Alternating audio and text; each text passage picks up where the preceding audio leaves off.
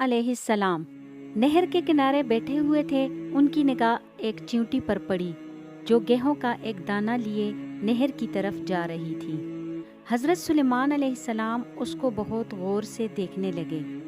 جب چیونٹی پانی کے قریب پہنچی تو اچانک ایک مینڈک نے اپنا سر پانی سے نکالا اور اپنا منہ کھولا تو یہ چیونٹی اپنے دانے کے ساتھ اس کے منہ میں چلی گئی۔ مینڈک پانی میں داخل ہو گیا اور پانی ہی میں بہت دیر تک رہا۔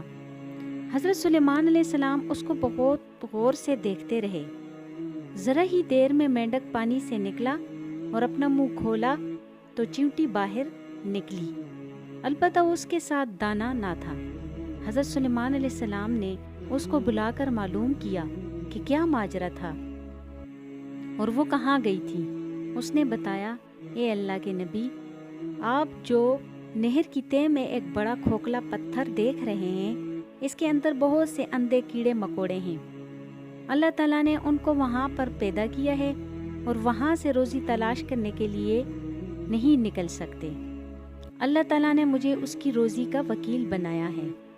میں اس کی روزی کو اٹھا کر لے جاتی ہوں اور اللہ نے اس مینڈک کو میرے لیے مسخر کیا ہے تاکہ وہ مجھے لے کر جائے۔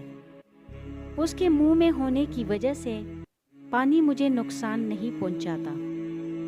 وہ اپنا منہ بند پتھر کے سوراخ کے سامنے کھول دیتا ہے۔ میں اس میں داخل ہو جاتی ہوں۔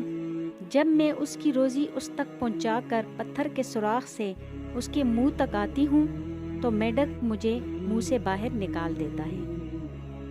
حضرت سلیمان علیہ السلام نے کہا، کیا تو نے ان کیڑوں کی کسی تسبیح کو سنا؟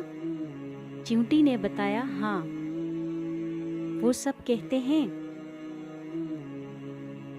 اللہ وہ ذات ہے جو مجھے اس گہرے پانی کے اندر بھی نہیں بھولتا۔